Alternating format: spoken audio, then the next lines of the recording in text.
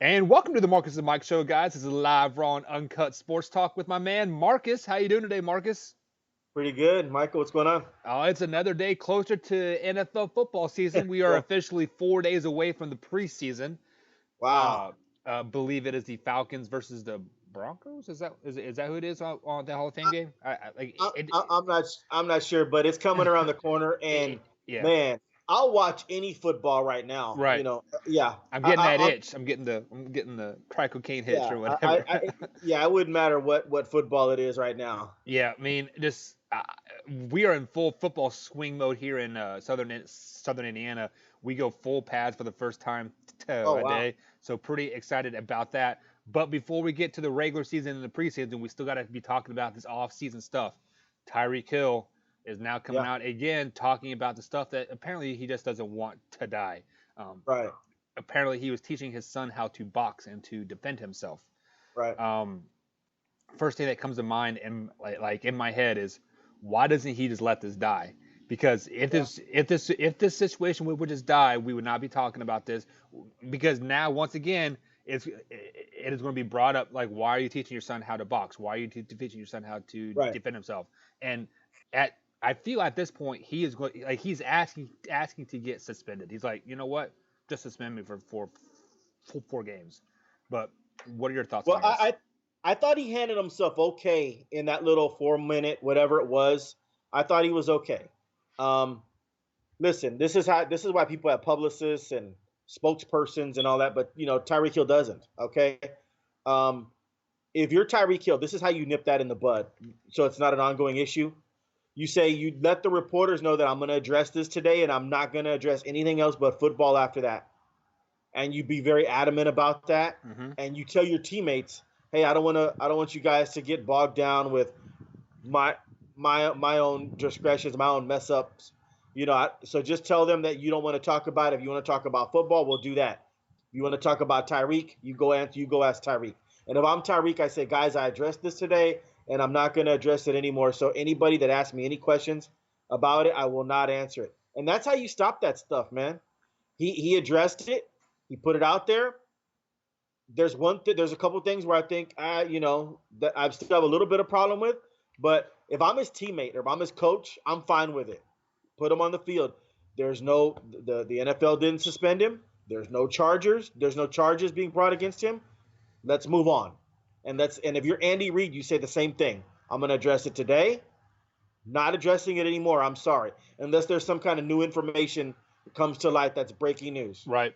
Not Yeah. addressing it anymore. The only thing that's weird to me, I don't know anything about the Sun thing in terms of we don't know. It's a he said, she said. Okay. Right. Right. Right. Um, the only thing that bothered me a little bit that I thought was going to get him at least a one game is he did tell his girlfriend on the phone, you should be scared of me. And that's contract detrimental to the league. But they didn't even find any fault with that. I thought he was going to get one game for that. I'm not going to lie to you. I thought that was a one gamer at least. Right. He didn't get anything. So obviously they feel that she's a crazy ass too, to be honest. And let me tell you something. He has to leave. I don't know if he's left that woman, but he has to. And if I was his family, I'd advise that because this He is is. why. He did. This is why. She's taping him at every, part of a relationship is trust. Yep. She's taping him on everything he's saying. So now anything he says could be put on Instagram, Facebook. She could go to the police with it. I mean, could you be with a woman that's taping you all the time? What you say? No, not at No. all. No. So I mean, that's just impossible. That would be because you anything we say in private, I think could be getting taped. So there's Yeah. no way that even if you love, I mean, you love that person, you can't be with that person. So I thought he did well. I mean, and I would nip it in the bud right there. It's over. Don't want to. And if he's smart, he'll tell the reporters, please don't ask me about my son. Please don't ask me about it. The police have already done their investigation. The Kansas City Chiefs have done their investigation. I'm just here trying to play football. I apologize to my teammates already, and this is it. Okay. So right now at the Kansas City Chiefs camp, we shouldn't hear any more about anything about Tyreek Hill off field. Yeah. Let me address some of the points that you brought up here. He did leave that girl. She is now Okay. his ex All right. fiance. Once that video or that recording came out, Yeah. like about their like I don't know if it's a phone conversation or just a back and forth conversation. The word X was quickly associated with that person after this. Right. I'm not even going to name the person's name because I think she's looking for that 15 minutes like of fame, like at this point. Um, Yeah. I do like what you said about, I'm going to address this right now, and this is it. It's done and over with. That is a good thing about the media in Kansas City is like we really, or they don't really like to harp on bad issues. Just because Right. our sports teams have not been good for so long, we don't want to any type of sour that greatness that is happening there. Um, Next thing I want to address is why is now this boxing thing coming out? Like that is my biggest question about the whole situation. If you were legitimately teaching your son how to box, why didn't you say that in court? Why didn't you say that in your 2 hour, or what was it, an 8 hour interview that they had with the NFL? Why did he come out with a tweet about it or a press release? Like, why is it just now coming out? Like that raises red flags to like me. It is like when you have a argument between you and your wife, and Yeah. you have like you're sitting back like, man, I should have said this, this, and this. Right. So like either he's lying Okay. to us, or he's just like I don't like I Right. don't know. Like he is trying to make himself Sometimes look better, I guess. sometimes your lawyer tells you not to say anything True. about anything. Sometimes that could have been the case. I don't know, and I'm surprised that hasn't come out before. And so why would he be saying anything now? Well, because all the charges are dropped, and now he's at camp, so that's why he's addressing it now. Okay. But you're good point. Good point, though. I don't know. That's something I probably would have followed up and asked him, or you would have asked him if we were the reporters there while he's still talking about it. He might have told us. That would have been a good question. Yeah. Yeah, I mean, and I watched a Dak Prescott interview earlier. Like I hate to bring the Cowboys into this Right. situation, but we follow the Cowboys a lot, and Right. they kept asking him about Zeke, like what is Zeke doing? What's like Zeke Yeah. doing? And Dak Yes. had a photo s answer. I'm here to get better and to worry about getting Right. prepared for the Right. season. Man. I think that's kind of the approach that Tyreek Hill could have took. So he probably needs to watch a Dak Prescott interview from, I think it was from like 3 or 4 hours ago. So Well, that'd be I think it was okay for him to say his piece, and then that's it. okay. In other words, I think it was okay. Like in other Right. words, say what's happened, then it's over. Let's not talk about it anymore. Listen, that it always amazes me when players want to like a month later they're still answering questions on it, and that's what I mean. It's weird. Like I would never like if I'm a Cowboy or a Kansas City Chief, Mm-hmm. I'd say, guys, we're gonna. If I was Demarcus Lawrence, if I was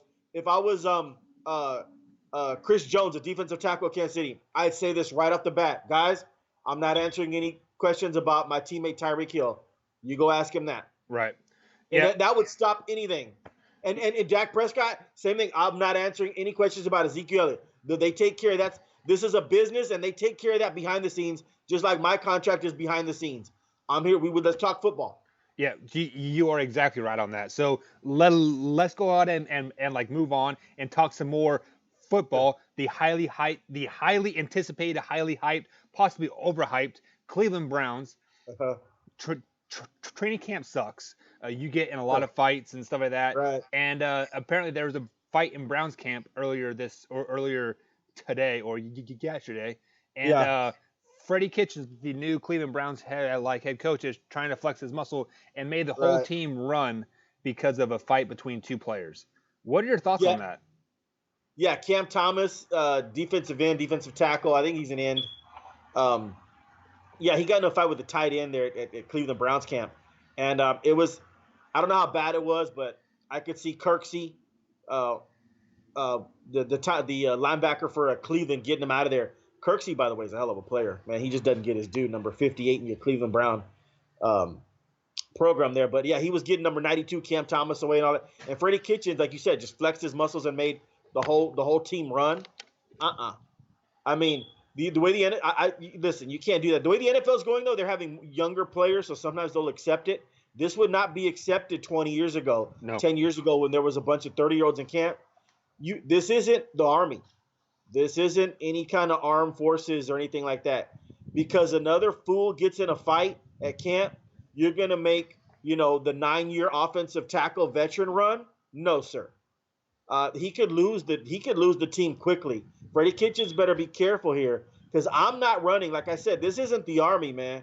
Because somebody mistake, I got to run extra 3 miles. No, you're treating us different. There's a pecking order. There's a totem pole. Yes, we are a team, but there is a pecking order. Just because Cam Thomas got in a fight with the tight end, man, make them run. Don't make me run. I'm out here. I'm trying to learn my craft and learn about how this offensive tackle is playing me in the playbook. And all of a sudden, you blow your whistle and say, "Everybody run." No, sir. That's not gonna. I wouldn't even. That's not gonna fly with me. And they can call me a camp nuisance or whatever, but that's just not gonna happen. So I would let my coach Freddie Kitchens know that you already off on the wrong track, buddy. Yeah, So, I see yeah, where that's just me. yeah, I see where you're coming from here, but as a coach, I see what he is trying to do. He is trying to Yeah, hold the team accountable for themselves. So like if so if other teammates start to see players start to chip at each other, and they need to defuse the situation. But at the same time, these are professional athletes. They're yeah, fighting for millions of dollars to be right, made making this team. So I'm going to do everything in in my power to make the other guy on the side of the ball look bad, so it makes me right, look that much better in camp, so I get more time in preseason, so I can make this 53 man team. So I see both sides like a yeah, coin, but like what you said, I feel like if this was like if this was any team but the Cleveland Browns, just right, because they are so young, you'd be hearing about this all over the news. There'd be 300-pound linemen pissed off, man. Like, right, and then like let's say this happened to the New England Patriots, and Freddie right. Kitchens made Tom Brady run till he puked. Do you think Tom Brady would be handling that at all? No, and I'll go back a little further. You're not making Michael Irvin and Emmitt Smith run either. No, No, Jimmy Johnson was a hard ass. Like he treated everybody was equally worthless, like Parcells. right? But there's a pecking order. Um, Jimmy Johnson cut players for falling asleep in meetings. He cut players for being late. You think he cut? Nope.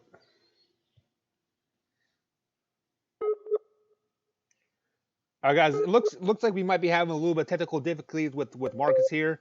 Uh, with Connection his lost. There was yeah, problem with network. there we go. We got Marcus back, guys. So all we heard from you, Marcus, was Jimmy Johnson would cut people from meetings, from sleeping and Oh like yeah, meetings. and sleeping. And then Michael Irvin, they'd be late. Emmitt Smith fell asleep in meetings. You think he cut them? No. No.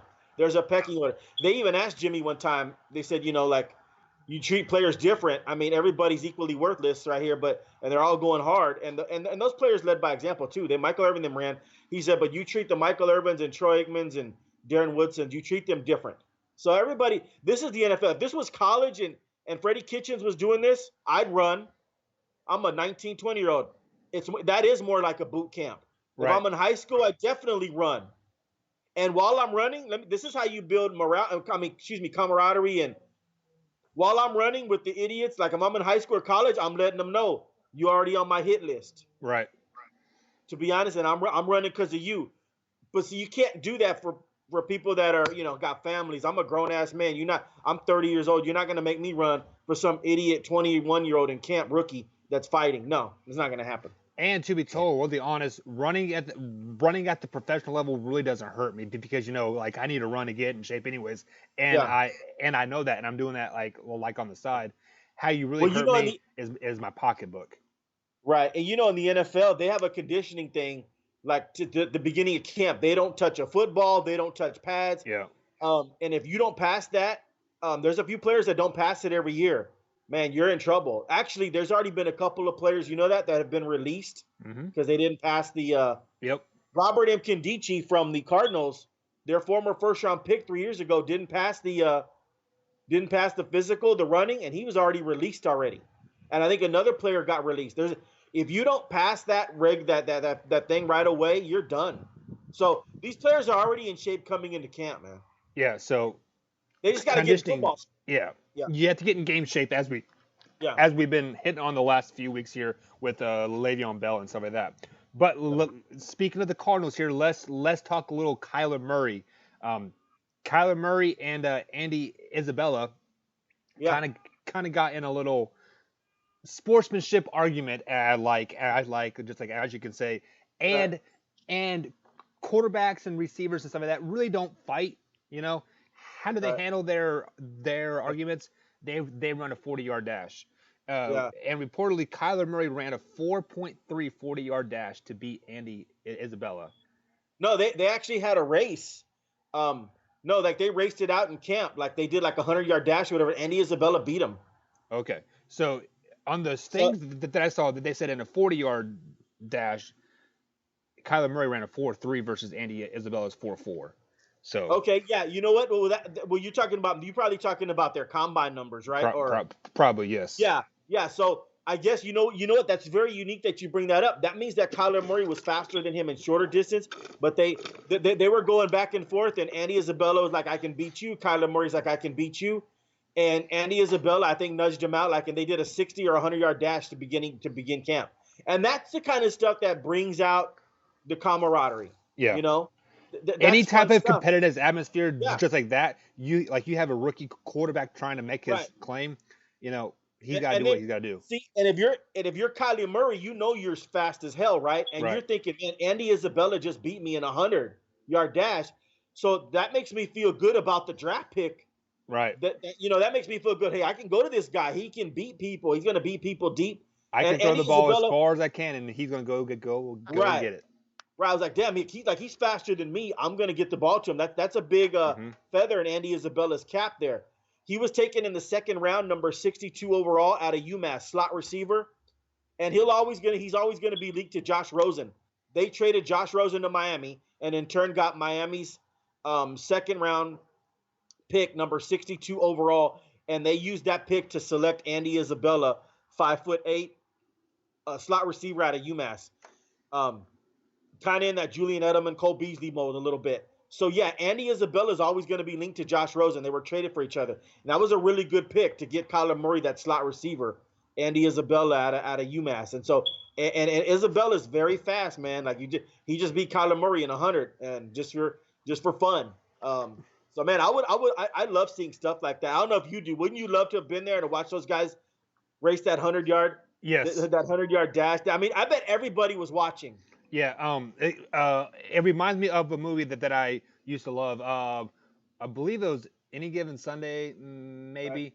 It is kind of where like the new school tailback comes in, he beats the old right, school uh, tailback in that right, 40-yard dash, and right, and it's kind of like the passing like of the torch. It's right. like it is really fun to watch. That Yeah, is actually how we handle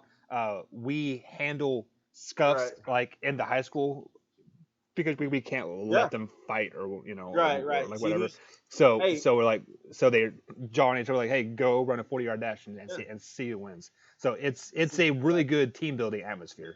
right. No, yeah, that's pretty unique because what's unique about it also is these players have so much pride, and so they don't want Oh to be yeah, like they don't want to lose. So like if Michael Gallup challenged Amari Cooper to a race, that's kind of Amari Cooper will be a little worried to lose to Michael Gallup in front of everybody. Like right. it's just a lot of pride there. But I like that when two competitive people are like, hey, you know what? I can beat you. No, I can beat you. Let's do this. And Andy and from what I'm told, Andy Isabella edged him out in that 100. Yeah, and this also proves that Kyler Murray and him are both the competitors. Yes. So Yeah. so when the Cardinals are going to suck Right. this year and go 2-14, Right. they're still going to bring a competitive atmosphere Right. to the field. Absolutely. So it's very exciting if you're a Cardinals fan. The whole Right. 1,000 people that are out there.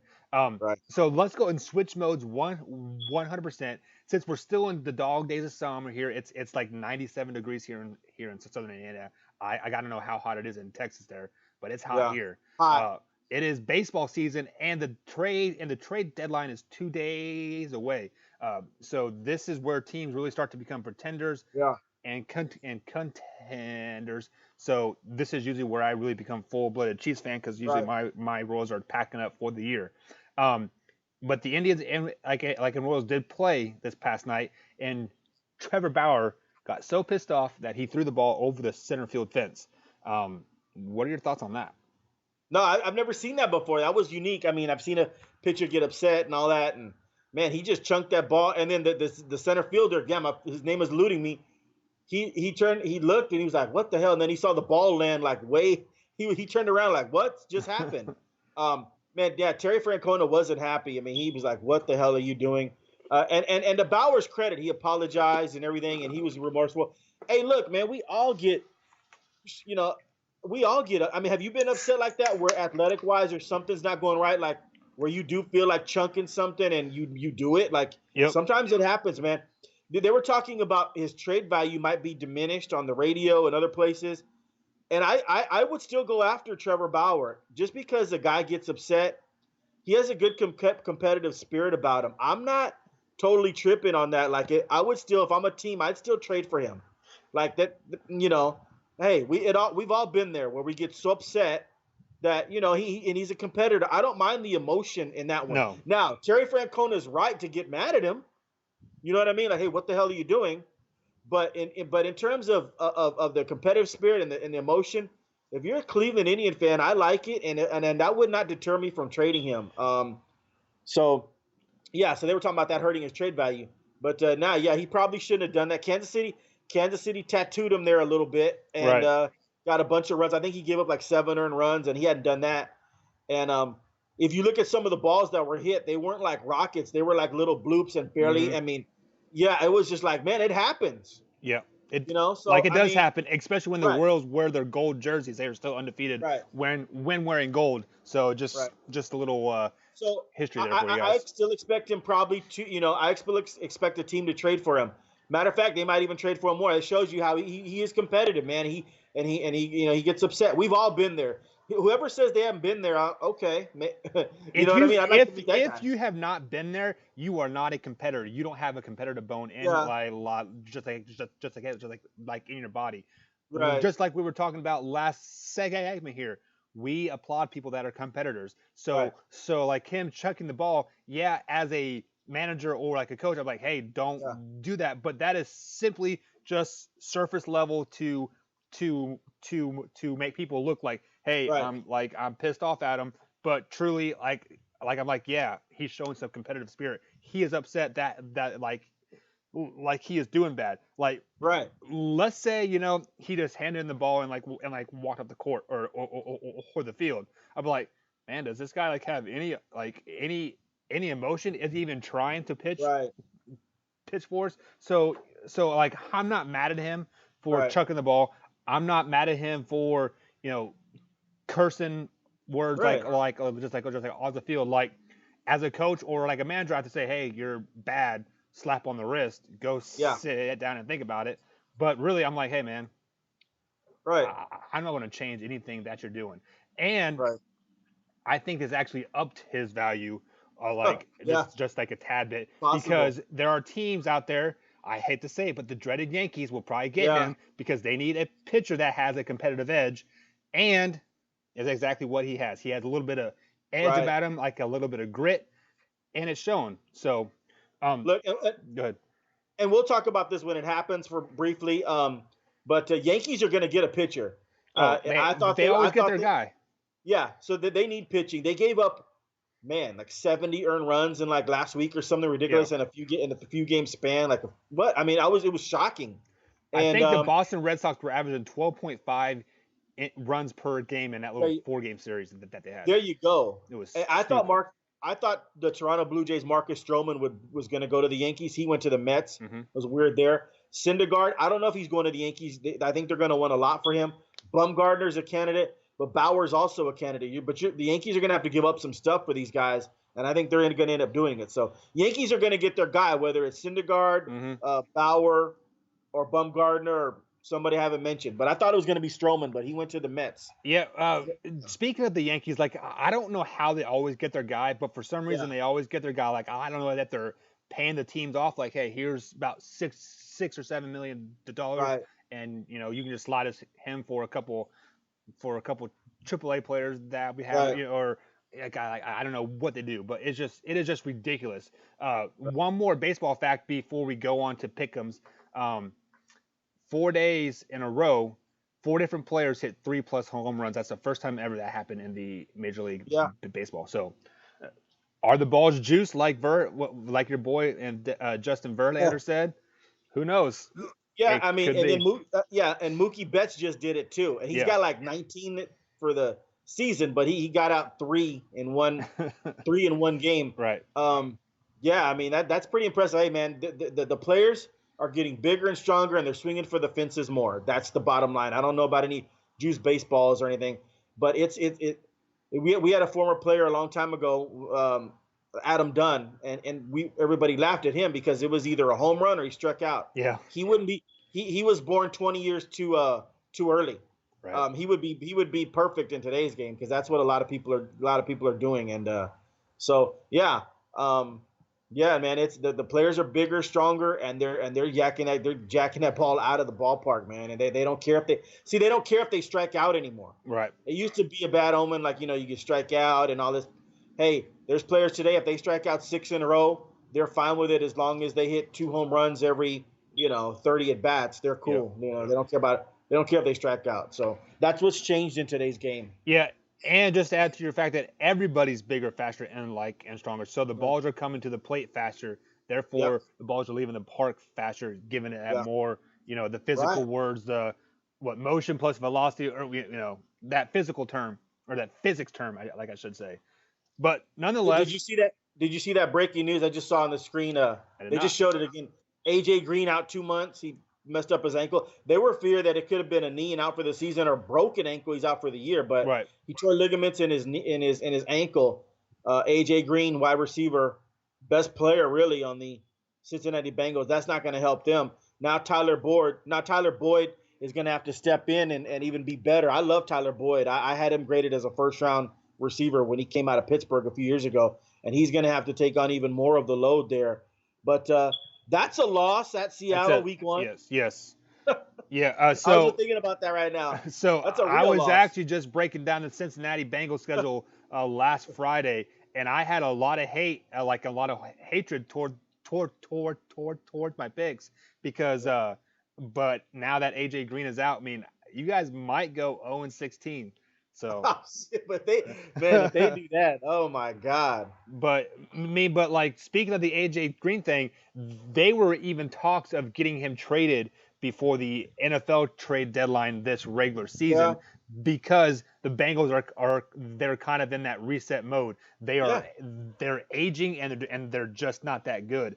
right. It, So they could have traded AJ Green off for some assets, 2 or 3 picks in next year's draft. So right. now with You him know, getting that it's angel injury, they might be SOL.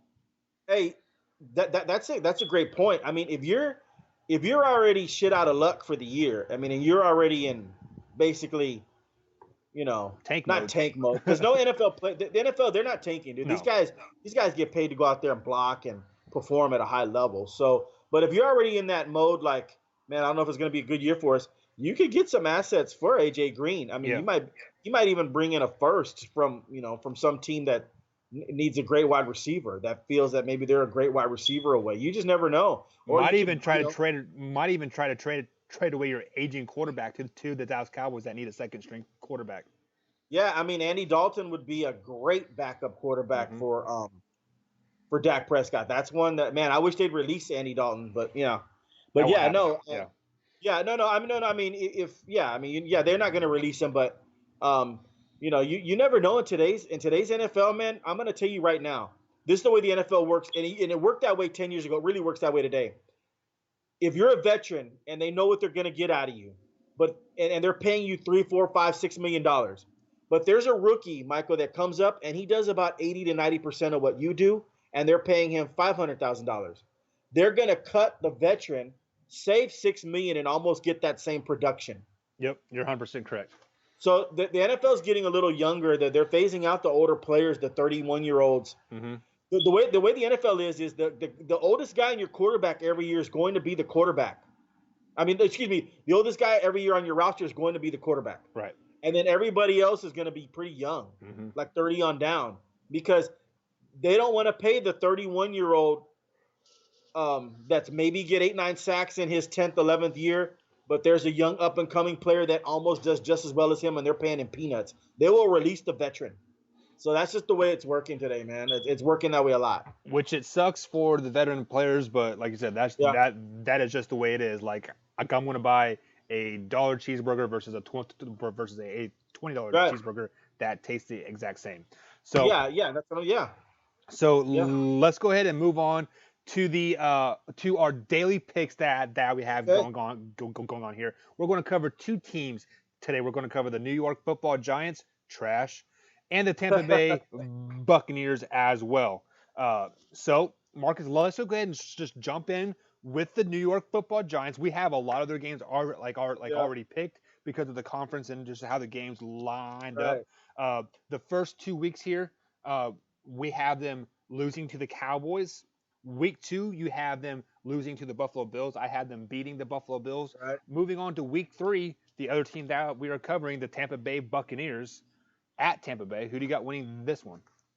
Oh, Tampa Bay will win this game. We're about to do Tampa Bay's schedule in a minute. I'm not completely sold on Tampa, but they're one of those teams that everybody thinks they're going to go. I think 3-13 and stuff. There's going to be a dumpster fire. I'm not totally sold on that either. Um, but no, they're not making the playoffs. But no, they're going to beat the Giants week 3, no doubt about that. Yeah, I have them beating the Giants too because the Giants are a dumpster fire, and the only reason why I had them winning week 2 is because it was their first home game of the season, and it is Right. hard to lose in the first 3 weeks if it's your first home game. Just like what you said, we're going to touch on the Buccaneers next. Their whole quarterback situation that they have going, I think they have 6 or 7 quarterbacks on the roster as of right now. So that whole quarterback situation that they have going Yeah. there, it's pretty crazy. So speaking of quarterback situations, Right. week 4, the Giants are back at home taking on the Washington Redskins. Who do you got winning that one? I'm pretty sure we did the Oh, Redskins. yep, yep. Yeah, no. But I know I probably do. I have the Giants winning. Yeah, you had the Giants winning that game. Yep, Yeah. I just forgot to mark it down. Right. All right, so then the next week, they're at home still taking on the Minnesota Vikings. Who do you got? Minnesota. Wait. The Giants are at home. Yep. Man, I'll still take Minnesota, man. Yeah, yeah. I mean, with those recent injuries, Giants lost Corey Coleman. Corey Coleman's a really good receiver, kid out of Baylor. I had him a second round Yeah. grade coming out of the draft. It's a second round, grade are pretty good grades. So yeah, no, Giants are losing that one. And then that'll be the game they get. They just lost a player to drug suspension. Golden Tate. Yeah, Oh, they'll have no receivers. I mean, they're gonna have a bunch of rookie receivers, and so yeah, so Golden Tate he's out for 4 games, and that'll be his first game back, and it won't be enough. I got the Minnesota winning. that's the first I've heard of that, so I need to Yeah, read up about that. But I actually have the Giants beating the Minnesota Vikings this week.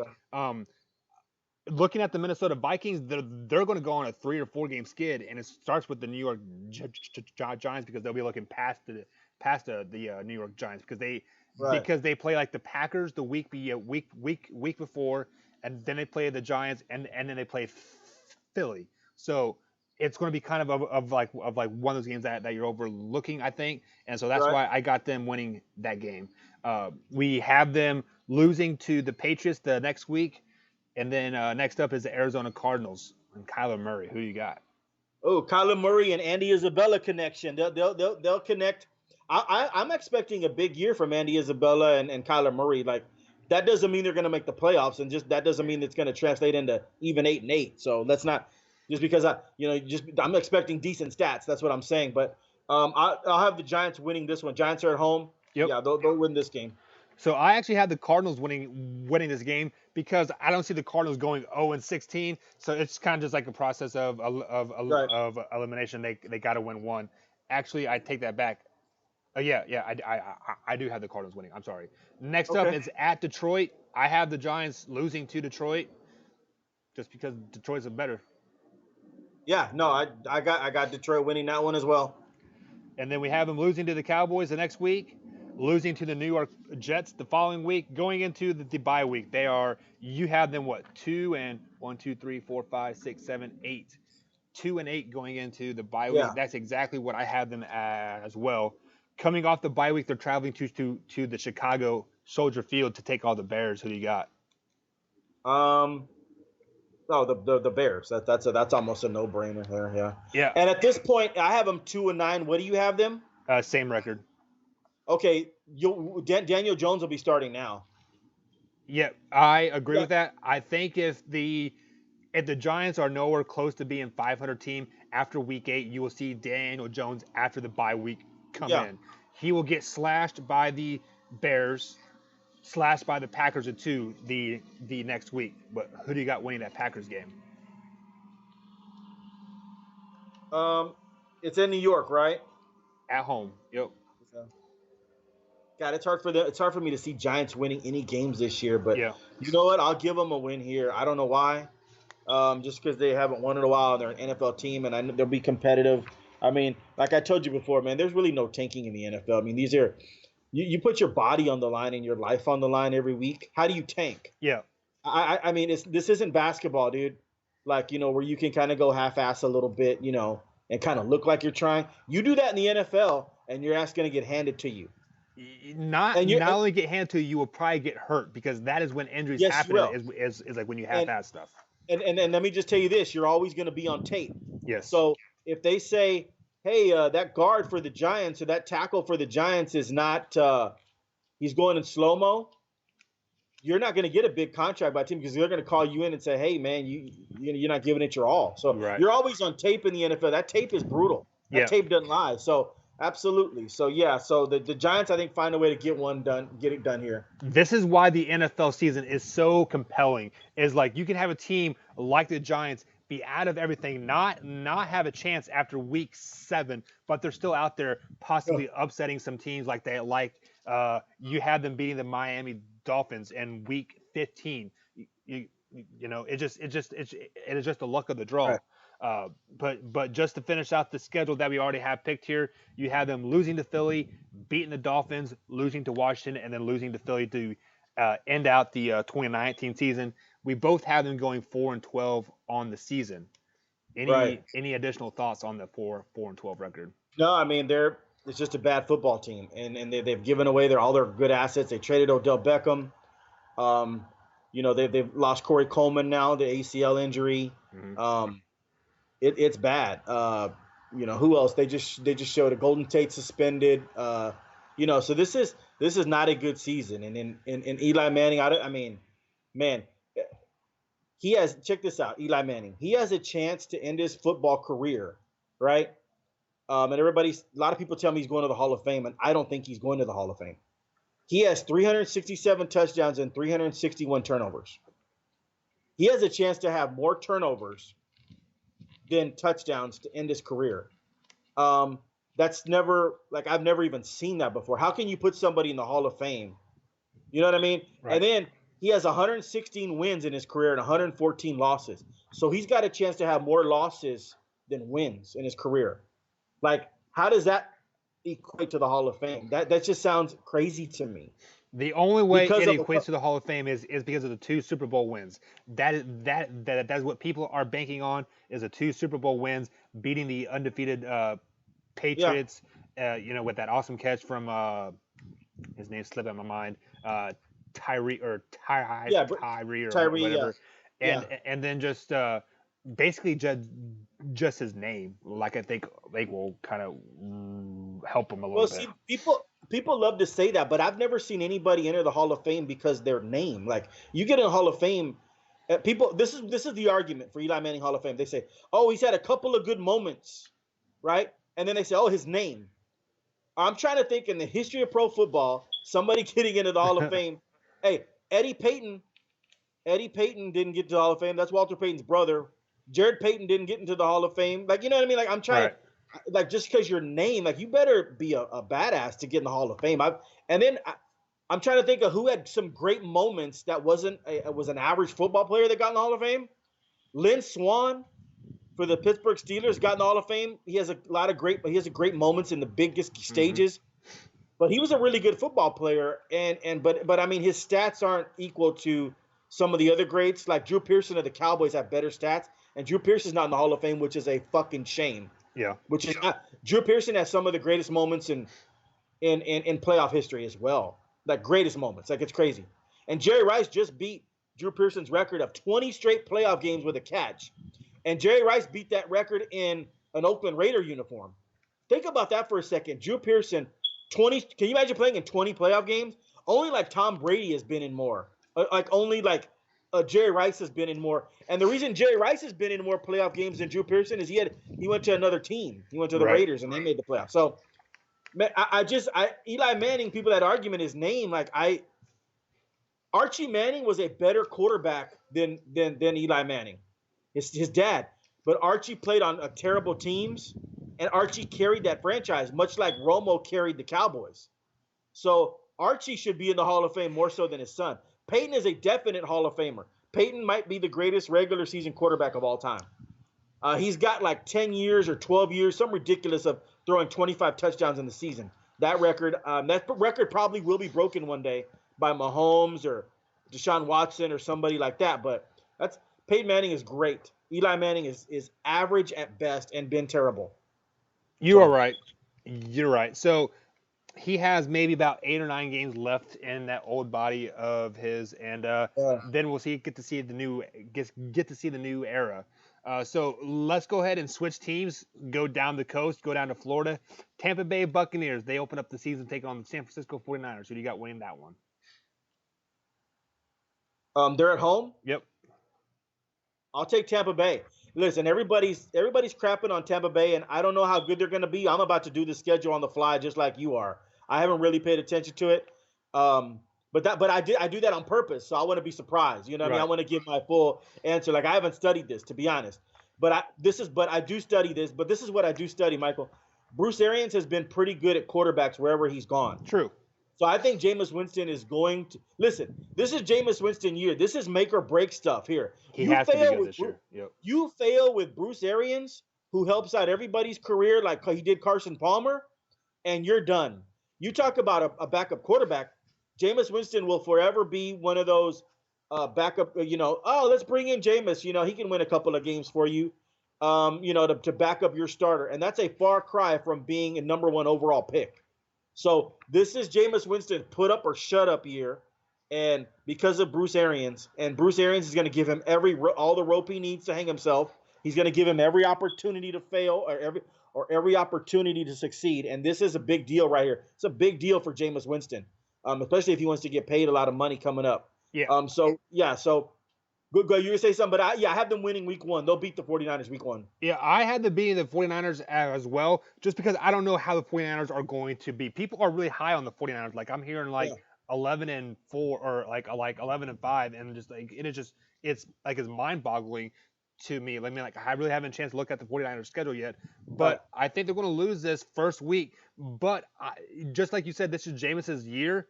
This is Jameis's first 4 weeks. If he doesn't perform in the first 4 weeks, I think he is out of there, because they proved last year that they are ready to Yeah. do away with like Jameson when they had Ryan Fitzpatrick in there for those Yeah.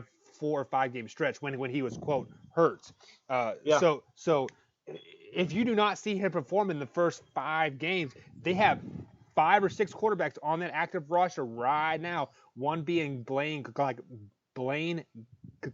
Gabbert, the old Jacksonville Jaguars quarterback. Do not be surprised if he's in there by week 5, or Right. because their bye week is week 6. So Yeah, we'll see. I mean, yeah, this is make or break stuff, and usually Bruce Arians does well with quarterbacks. So I would be a little surprised if Jameis Winston wasn't flourishing with Bruce Arians, but if he doesn't, he's out of there quickly. Right. So moving on to week 2, this is a test for them at Carolina. Who do you got? Jameis Winston, 3 interceptions, a pick 6, taking it back to the house. And I'm going to go ahead and take Carolina. Yeah, I have Carolina going as well. I think Carolina's defense is really good. I love Luke Keeley. He is just the heart and soul on that team. Week 3, we've already covered this. The Giants, we both had them beating the Giants. Week 4, they're traveling to the Los Angeles Rams to take on the Rams. Couple of more interceptions for my boy Jameis Winston. They'll lose this one. Yeah, I'm same boat with you. leash is getting a little shorter now. Yeah, They have beaten some two bad teams, lost to two good teams. So it's kind of like, what do you do? But right. next week they're traveling to the Superdome to take on the Saints. Who do you got? This one's a high scoring affair. I think Jameis Winston puts up about 4 or 5 touchdowns, and I think Drew Brees matches him, and I think the Saints win in the end. Yeah, it's going to be a high scoring, just not on the Bucs side. Saints are going to score about 60 points and just kill them. All right. Next week they're finally back home, taking on the Carolina Panthers. Like again, a repeat of week 2. Right. This is where the buzzards are flying around Jameis Winston and Bruce Arians. This is one where you talk about the swing game we talk about a lot. Yep. If they lose this one, Blaine Gabbert will start the following week at Tennessee. Excuse me, after the bye week at Tennessee. Right. But Jameis Winston, they will find a way. Bruce Arians will find a way to beat Carolina for revenge from week 2, and Jameis Winston saves his job. So I'm on the exact opposite side of coin of that. I Yeah. have Carolina beating there because they've had big losses to the Rams, big losses to the Saints. Winston's kind of mentally checked out, loses to Carolina. It's be close 21-14 type of score, but it's Blaine Gabbert time after the bye week going into Tennessee. So after the bye week, next week they're at Tennessee. Who do you got? I'll take it. Listen, you usually do well after your bye weeks. This is a big win. This is the biggest win so far in the schedule. I know I have them beating Carolina and Frisco, but this and it's hard to say a big win because it's against the AFC. I mean, it's not your, Right. that's part of the last of your excuse me, part of the last of your tiebreakers. But going on the road and beating Tennessee, I don't know. I think they could win it. I mean, I probably already did pick Tennessee probably to beat Tampa Bay, didn't I? No, we haven't. Oh, we picked that haven't yet. done that one? You Nope. know what? Okay, yeah, I'm going to go out on a limb here. This is one of my first. I'll go ahead and let's do this. They're going to win at Tennessee. With the new starting quarterback. No, I see. I have them with That's right. Jameis. That's right. So our seasons just hit the Y. You have Jameis and winning and going to the promised land. I had them going with Blaine Gabbert losing off the bye week versus Tennessee Yeah. Titans. The Titans are going to be a team that you really don't want to play because you don't know what quarterback is because they have two equally talented quarterbacks. Because in years past, when Marcus Mariota he gets hurt, you can mark that game up as a win. But now they got Ryan Tannehill as a backup if they keep him there. So if And Marcus Mariota let gets me hurt, say this. Let me say that your scenario is more likely to happen than mine. Let's just say that. I'm just going on my. I'm going on mine. But yeah, you're going on the limb there. Yeah. Well, then the following week they're back on the road still take on the Seattle Seahawks. Who do you got? Loss. So I don't know what I have them now, but that's a loss, Seattle. It looks like 4-5. It looks like. Okay. So I have them going losing to Seattle as well. Once Blaine Gabbert gets back home and kind of gets his bearings of like around him with the new team, like he'll do better. But going into the arguably the loudest indoor stadium, I say arguably because it's been proven that the Saints or the Seahawks have been pumping sound into their stadium like little cheaters. But I had them losing to the Seahawks, giving us a matchup back home versus the Arizona Cardinals. Who do you got? I got Tampa Bay winning. They're going to go on after they lose to Seattle here. They're going to go on a little run. A little bit of run, Yes. meaning one win. I do have them beating the Arizona Cardinals. I don't like the Cardinals. I never wished ill will on it like on a team, but what they did to their head coach and Josh Rosen this past year, I hope they lose every game from here on out. The next week they're taking on the Saints. I have them losing to the Saints at home. Second biggest win of the year. They beat the Saints. Giving you guys 2 straight wins in a row. Giving you the next week going to the Mercedes-Benz Dome, taking on the Atlanta Falcons. Who do you got? Atlanta will win this game. I have Atlanta winning this game as well. Just Julio Jones is too much for them. Right. Back on the road, taking on Jacksonville Jaguars. Who do you got? I'll take Jacksonville at home. That defense is pretty tough, man. I mean, Nick Foles won't be great in another uniform, but he won't be terrible either. Nick Foles will be back to his average quarterback playing self if he's not in a Philadelphia Eagle uniform. So, but he'll be adequate enough. You you give Nick Foles a good defense and simple play calling, and he's probably going to take Jacksonville to 9-7 or whatever. But they'll win this one. Tampa Yeah, Bay will lose. I'm taking every fact that, or like every point that you just made, and I'm going to twist it just because of Nick Foles is not going to be as good in a different uniform. That's why I have Tampa Bay beating Jacksonville Jaguars. It was at week 11. It looks like Yeah, moving on to the next week, take on the Indianapolis Colts at home. Who do you got? I got them beating the Indianapolis Colts at home at Raymond James Stadium, baby. The Pirates, they're out. They're out for blood. I got them beating the Colts. Yeah, I have them losing to the Colts. I think the Colts are going to make another post or another late season run to win that division.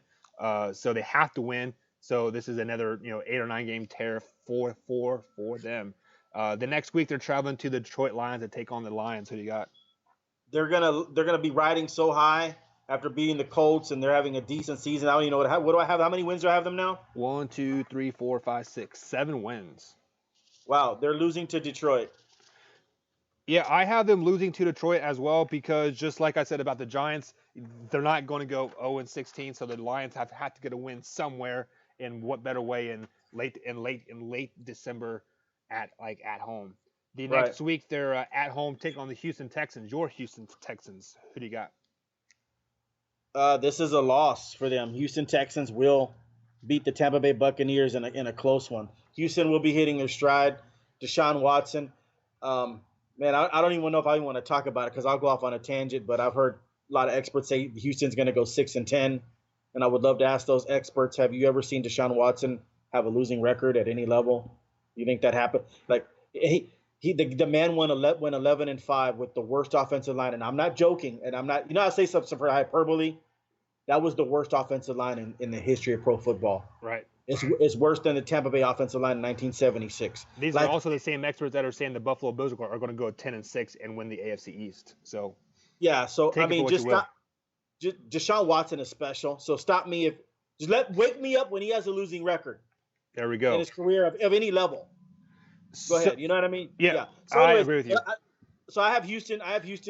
Listen, Houston might not go 13-3, but they ain't gonna have a losing record. Let's just okay. But no, I have Houston beating Tampa Bay right here, and then it kind of brings Tampa Bay down back to Tampa Bay is gonna be in that playoff machine mode where you plug in the playoff machine, and they possibly could make the wild card if things go right. If they win their last 2 home games against Houston and Atlanta, and they're gonna drop Houston, and that loss will push them out of the wild card contention. So looking at your schedule, you have a couple big wins here for the Bucs over the Colts, over the Saints, and over the Panthers. Yeah. I don't have them winning any of those games, but I do have them one big win on the season, and that's against the Houston Texans. I think Houston Texans are kind of overlooking them, giving them the last game of the year. Who they play there? They play Tennessee Titans, which will be possibly for the division championship because the Colts, the Titans, and the Houston will all be right there. So I'm giving the Buccaneers this win, given a Week 17 matchup, taking on the Atlanta Falcons at home. Who do you got? They're gonna knock Atlanta probably out of the playoffs. They're out of the playoffs, and I would think about that. If you're Tampa Bay and Atlanta needs that victory to make the playoffs, man, that would tickle me to death if I could beat one of my rivals in Atlanta. Yeah, absolutely. The Tampa Bay beats Atlanta. What is that, 8-8 now, or what do I have them at? Yep, you have them at 8-8. Wow. And that is a heck of a season for Bruce Arians. And that guess what? This season got Jameis Winston another contract. Which is bad for the Buccaneers, to be honest. Like I think Jameis Winston is a below average quarterback. Like I rank quarterbacks in 3 tiers: 1 through 10, tier 1; 11 through 20, tier 2; everybody else, tier 3. He's a tier 3 quarterback. So just take that as you will. I had them losing to Atlanta in the final game of the year, giving them a 5-11 on the record, on the season. So it's a little bit better than the 3-13 that I originally thought they were. I automatically just before we picked it, I had them like at 5-11 or 6-10. The fact that I have them 8-8, it's way above what I thought. But I just think that Bruce Arians is a good quarterback whisperer, and I think he's going to get the best out of Jameis Winston. But the best is 8-8. That doesn't mean they're but they're going to have a chance, in my opinion, in the final two games. Um, if they win the final two, they got a shot. Like if they go 9-7, if they Mm-hmm. had beaten Houston, they have a shot at it. But other things have to go. Other things have to go their way. Like to go 9-7 get in the playoffs. But they're not gonna make it. They'll be 8-8. I don't think the Buccaneers. I don't think any team that goes 8-8 will be getting a wild card this season. If Yeah. you're if you're going to go 8-8, 9-7, you have to win your division because Right. in the AFC it's so stacked that you're going to have a 10-6 team or even a 11-5 team in the 5 and 6 seeds Yeah. The taking NFC. You over mean the out. NFC? Yeah. Yeah. So just take that as you will. So if the Buccaneers want any And chance of making the playoffs, they have to win that division. and for Tampa Bay, I mean, everybody's going to be watching Jameis Winston. That's the obvious. See how well he does. He and Mike Evans, that connection. That connection will get some fantasy points. Obviously, I think Mike Evans. What don't you think Mike Evans a first round fantasy pick? Yeah. Um, or something like that. So, but man, the guy I'm going to be watching for Tampa Bay is Devin White, first round pick, fifth overall selection out of LSU. I'm going to compare Devin White and Devin Bush's the both Devins, their careers, and see how well they do. I think they're both going to be up for defensive rookie of the year. Devin Bush, the middle linebacker out of Michigan, who went to the Pittsburgh Steelers, and now they're going to put him in that Ryan Shazier position. So Devin White, middle linebacker, they say he's going to be the best since Derek Brooks, and Derek Brooks is a Hall of Famer, so that's heavy shoes to fill. So we'll see how well Devin White plays, and we'll see how well Devin Bush plays. And so I like to compare these two because they were both like Tampa Bay was actually thinking about Devin Bush, and then it's the comparison there. And if Devin White had slid down to where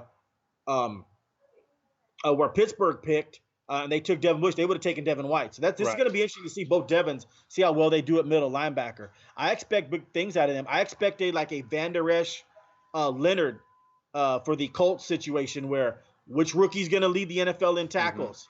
Who's going to get that defensive rookie of the year? And Van Der Esch would have gotten it, but he didn't start a few games, and so Sean Lee came back, and Van Der Esch kind of just played spot duty. If Van Der Esch had played all 16, he would have beaten Leonard in tackles for the Colts. So and that hurt Leonard, by the way, because when the playoff time came around, he was hurt. He played every snap for the Colts, but he did get first team all rookie and defensive rookie of the year, I think, over obviously over Van Der Esch. But I'm going to be comparing Devin White and Devin Bush. That's going to be interesting to see.